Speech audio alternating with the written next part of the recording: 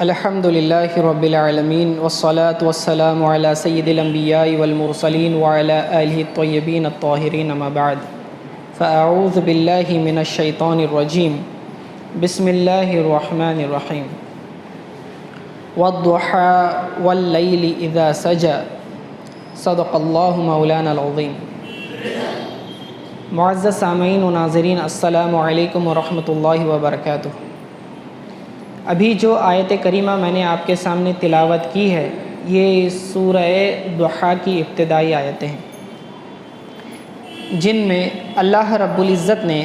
قسم کھائی ہے، قسم ارشاد فرمائی ہے۔ والضحیٰ، قسم ہے صبح کی روشنی کی، یعنی چاشت کے وقت کی قسم۔ واللیل اذا سجا، اور رات کی قسم جب کہ وہ چھا جائے۔ مفسرین کرام، جن میں امام رازی رحمۃ اللہ تعالیٰ علیہ ہیں، اس کے علاوہ امام زرقانی نے اور امام قسطلانی نے اور امام قرطبی نے اس کو نقل کیا ہے کہ والضحیٰ سے مراد رسول اللہ صلی اللہ علیہ وسلم کا چہرہ انور ہے، اور لیل سے مراد ضحیٰ یعنی دن کی روشنی کو کہتے ہیں۔ تو یہ دن کی روشنی، یہ رسول اللہ صلی اللہ علیہ وسلم کے چہرہ مبارکہ کی روشنی ہے۔ اور واللیل سے مراد اللہ نے جو قسم کھائی ہے رات کی، یہ آقا علیہ السلام کی مبارک کالی زلفوں کی قسم کھائی ہے۔ تو اللہ تعالیٰ نے رسول اللہ صلی اللہ علیہ وسلم کے مکھڑے کی اور ان کی زلفوں کی قسم کھائی اور ارشاد فرمایا۔ رسول اللہ صلی اللہ علیہ وسلم کی ذات کو اللہ رب العزت نے کائنات میں سب سے حسین بنایا، سب سے زیادہ حسن و جمال اللہ رب العزت نے حضور علیہ السلام کی ذات اقدس کو عطا کیا ہے۔ روئے زمین میں حضرت آدم علیہ السلام سے لے کر قیامت تک کوئی بھی شخص رسول اللہ صلی اللہ علیہ وسلم کی ذات سے نہ زیادہ حسین پیدا ہوا، نہ ان سے حسین کوئی پیدا ہو سکتا ہے۔ اور آقا علیہ السلام کے یہ ظاہری حسن و جمال کے تعلق سے یہ عقیدہ رکھنا، یہ ایمان کے تقاضوں میں سے ہے۔ بڑے بڑے ائمہ محدثین، جس میں ملا علی قاری رحمۃ اللہ تعالیٰ علیہ، امام قسطلانی، امام زرقانی اور امام سیوطی وغیرہ، اس بات کو نقل کرتے ہیں، فرماتے ہیں کہ کوئی شخص اس وقت تک کامل مومن نہیں ہو سکتا جب تک کہ وہ اس بات پر عقیدہ نہ رکھ لے کہ رسول اللہ صلی اللہ علیہ وسلم کی ذات کائنات میں سب سے حسین تر ہے۔ حضور علیہ السلام کو اللہ رب العزت نے جو حسن عطا کیا تھا، یہ خود ایک معجزہ تھا۔ یہ عام لوگوں کی طرح حسن نہیں تھا، بلکہ رسول اللہ صلی اللہ علیہ وسلم کا ظاہری حسن و جمال بھی معجزہ تھا۔ اور معجزہ وہ چیز ہوتی ہے جس کے ذریعے نبوت کی دلیل معلوم ہو، یہ نبوت کی دلیل ہوتی ہے۔ آقا علیہ السلام کی ذات وہ تھی کہ جنہیں دیکھتے لوگ تو سمجھ جاتے کہ واقعی نبی ہیں۔ حضرت عبداللہ ابن سلام رضی اللہ تعالیٰ عنہ، یہ یہودی عالم تھے، اسلام لانے سے پہلے جب رسول اللہ صلی اللہ علیہ وسلم کی بارگاہ میں تشریف لائے، جیسے ہی آقا علیہ السلام کے چہرے اقدس پر نظر پڑی تو فوراً پکار اٹھے، فرمایا واللہ، اللہ کی قسم، یہ کسی جھوٹے کا چہرہ نہیں ہو سکتا۔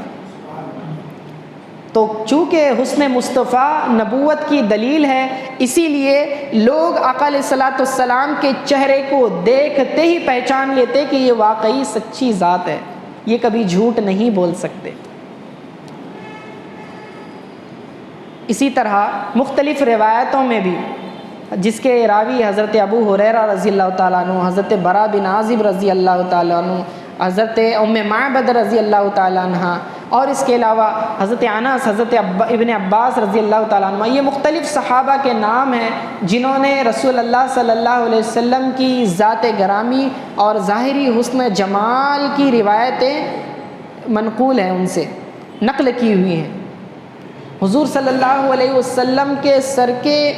بالوں سے لے کر پیر کے ناخن تک ہر بدن مبارکہ کی تفصیل جو ہے احادیث کی کتاب میں موجود ہے۔ اتنی باریکیوں سے صحابہ اکرام حضور صلی اللہ علیہ وسلم کو ملاحظہ فرماتے تھے، اور مولا علی رضی اللہ تعالیٰ عنہ فرماتے ہیں کہ رسول اللہ صلی اللہ علیہ وسلم کو اگر کوئی شخص اچانک دیکھ لیتا تو محبوط ہو کر رہ جاتا، حیران ہو کر رہ جاتا۔ ایک مرتبہ ماں عائشہ رضی اللہ تعالیٰ عنہ گھر میں سوت کاٹ رہی تھی اور حضور صلی اللہ علیہ وسلم کے نالین مبارک کو درست کر رہی تھی۔ آقا علیہ الصلوۃ والسلام گھر میں تشریف لائے اور آقا علیہ الصلوۃ والسلام کے چہرے اقدس پر پسینہ جاری تھا، پسینے کے قطرات موتیوں کی طرح لڑک رہے تھے۔ جیسی اچانک ماں عائشہ رضی اللہ تعالی عنہا کی نظر رسول اللہ صلی اللہ علیہ وسلم کے چہرے اقدس پر پڑی تو حیران رہ گئی اور سوئی چلانا بھول گئی۔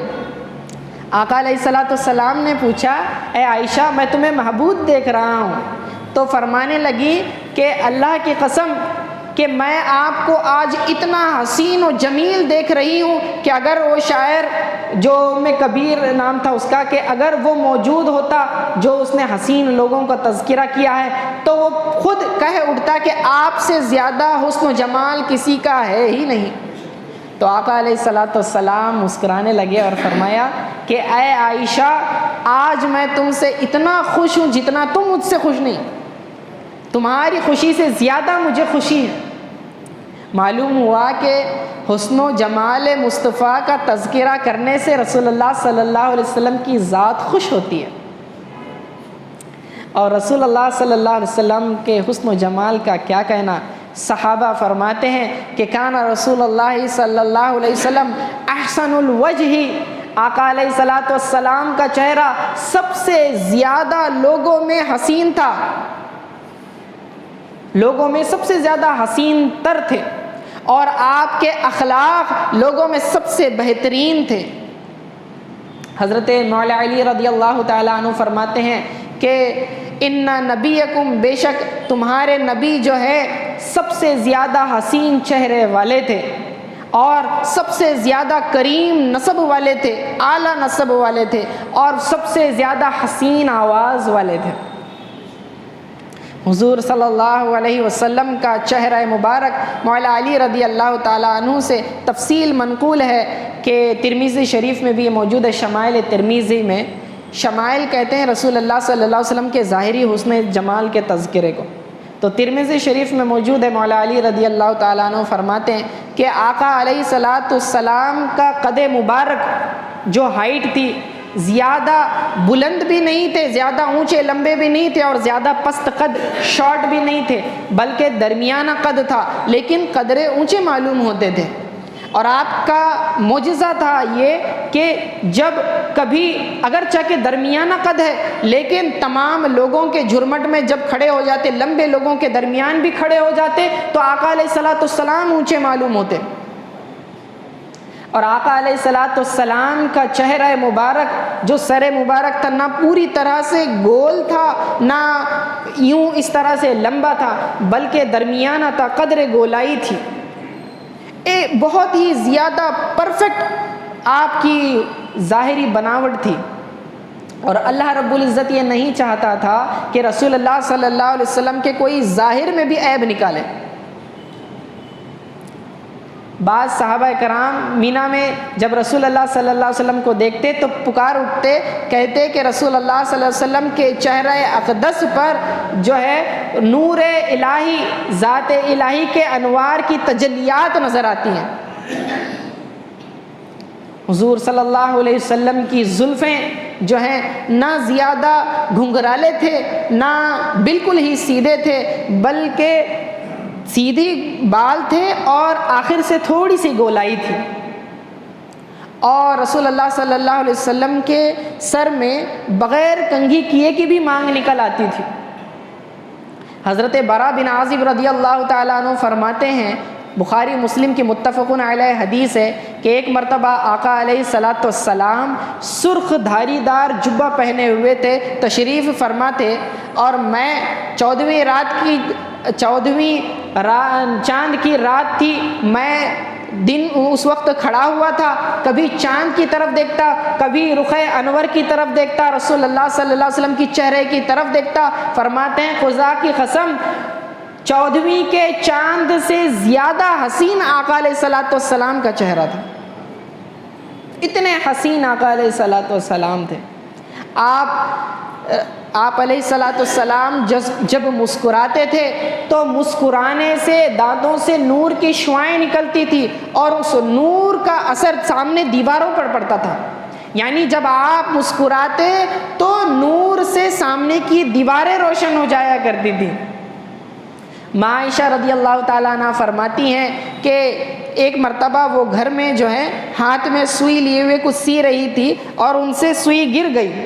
گم ہو گئی۔ آقا علیہ الصلاۃ والسلام جب تشریف لائے تو آپ کی مسکراہٹ سے پورا گھر روشن ہو گیا اور مجھے وہ سوئی نظر آ گئی۔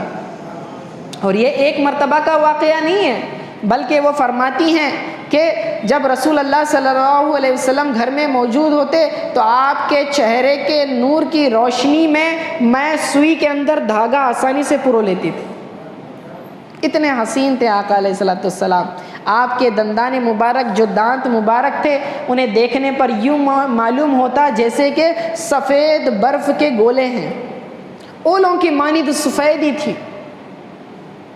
اور رسول اللہ صلی اللہ علیہ وسلم کی آنکھوں میں بغیر سرمے کے بھی سیاہی معلوم ہوتی تھی، یعنی سرما نہ بھی لگائیں تو بھی رسول اللہ صلی اللہ علیہ وسلم یوں معلوم ہوتے جیسے کہ آنکھوں میں سرما لگایا ہوا ہے۔ رسول اللہ صلی اللہ تعالی علیہ وسلم کے چہرہ انور سے جب پسینہ ٹپکتا تو نور کے موتیوں کی مانند ٹپکتا تھا، اور اس میں نور کے ساتھ ساتھ ایسی خوشبو ہوتی کہ صحابہ فرماتے ہیں کہ عرب میں ہم نے مشک و عنبر یعنی کستوری اور عنبر جو ہے وہاں کی مشہور خوشبوئیں، فرماتے ہیں کہ اس سے زیادہ کوئی خوشبودار شے ہم نے سونگھی ہی نہیں۔ رسول اللہ صلی اللہ علیہ وسلم کے پسینہ مبارک کی جو خوشبو تھی وہ مشک اور عنبر کی خوشبو سے بھی زیادہ خوشبو تر تھی۔ آقا علیہ الصلوۃ والسلام جب کسی راستے سے تشریف لے جاتے تو صحابہ جب تلاش کرتے تو جس راستے سے خوشبو آ رہی ہوتی اس راستے کی طرف چل دیتے اور آقا علیہ الصلوۃ والسلام کو پا لیتے، بغیر عطر لگائے کہ آقا علیہ الصلوۃ والسلام کی بدن سے یوں خوشبوئیں مہک نکلنا کرتی تھی۔ اور صحابہ کرام جو ہے آپ علیہ الصلوۃ والسلام کے پسینے کے قطرات کو شیشیوں میں جمع کر لیتے تھے اور بطور عطر استعمال کیا کرتے تھے۔ سلمہ بھی جب آقا علیہ الصلوۃ والسلام ایک مرتبہ لیٹے ہوئے تھے اور گرمی کی شدت کی وجہ سے پسینہ جاری تھا تو حضرت سلمہ بھی جو ایک بوتل لے آئیں اور اس سے آقا علیہ الصلوۃ والسلام کا پسینہ جمع کرنے لگی۔ جب رسول اللہ صلی اللہ علیہ وسلم بیدار ہوئے تو پوچھا یہ کیا کر رہی ہو؟ فرمایا کہ ہم ہمارے گھر کے لیے خوشبو جمع کر رہے ہیں، تبرک جمع کر رہے ہیں۔ تو آقا علیہ الصلوۃ والسلام کی ذات سے صحابہ تبرک لیا کرتے تھے۔ ایک مرتبہ جو ہے مدینہ میں کسی کے گھر شادی تھی تو ان کے گھر والے آئے، فرمایا کہ یا رسول اللہ صلی اللہ علیہ وسلم ہماری بیٹی کی شادی ہے، ہم کچھ تحفہ دینا چاہتے ہیں۔ تو آقا علیہ الصلوۃ والسلام نے فرمایا اچھا کل آنا، ایک شیشے لانا اور ساتھ میں لکڑی لانا۔ تو آقا علیہ الصلوۃ والسلام کے پاس دوسرے دن وہ آئے اور آقا علیہ الصلوۃ والسلام اس لکڑی سے جو ہے پسینہ صاف کرتے جاتے اور اس بوتل میں اتارا کرتے تھے، حتیٰ کہ وہ بوتل بھر گئی اور پھر فرمایا اس سے جو ہے تم جو ہے دلہن کو خوشبو دو۔ تو وہ اپنے ساتھ وہ خوشبو لے گئے اور جب شادی ہوئی اور جب خوشبو لگائی گئی آقا علیہ الصلوۃ والسلام کی، پورا گھر کیا پورا محلہ خوشبو سے مہکنے لگ گیا۔ اب وہ گھر والے اتنے مشہور ہو گئے کہ جب کبھی انہیں خوشبو سونگھنا ہوتی اہل مدینہ ان کے گھر جمع ہوتے خوشبو لینے کے لیے، اور وہ اس لکڑی سے جو ہے خوشبو دیا کرتے تھے۔ تو ایسی زبردست مہک تھی آقا علیہ الصلوۃ والسلام کے پسینہ مبارکہ میں۔ اور رسول اللہ صلی اللہ علیہ وسلم کا چہرہ حسین کیسا مبارک چہرہ کہ صحابہ انہیں 14ویں رات کے چاند سے تشبیہ دیا کرتے تھے،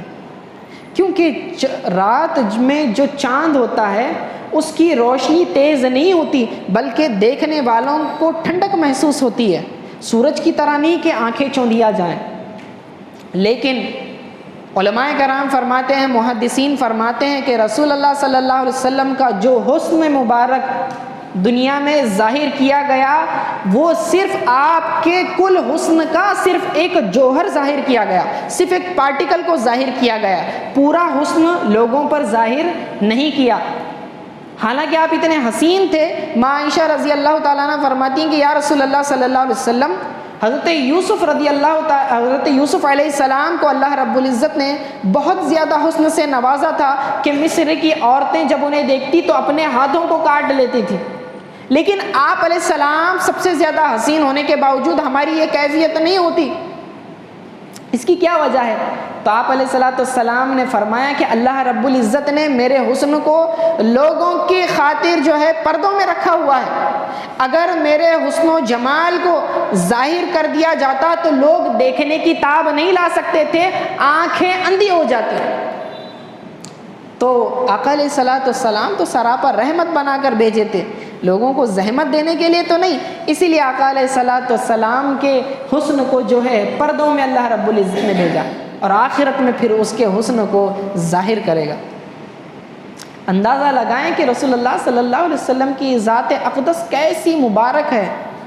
کیسی مبارک ذات ہے۔ آپ علیہ السلام کے کندھے مبارک چوڑے تھے، سینہ کشادہ تھا، اور پیٹ جو ہے بالکل جو ہے پلین تھا، ایسا پیٹ باہر آیا نہیں، بدنما نظر آتا ہے کوئی شخص اس طرح ہو تو۔ آقا علیہ السلام بالکل پرفیکٹ تھے، ہتھیلیوں میں گوشت بھرا ہوا تھا، ہر عضو باڈی کا ہر پارٹ پرفیکٹ تھا، کوئی چھوٹا بڑا نہیں،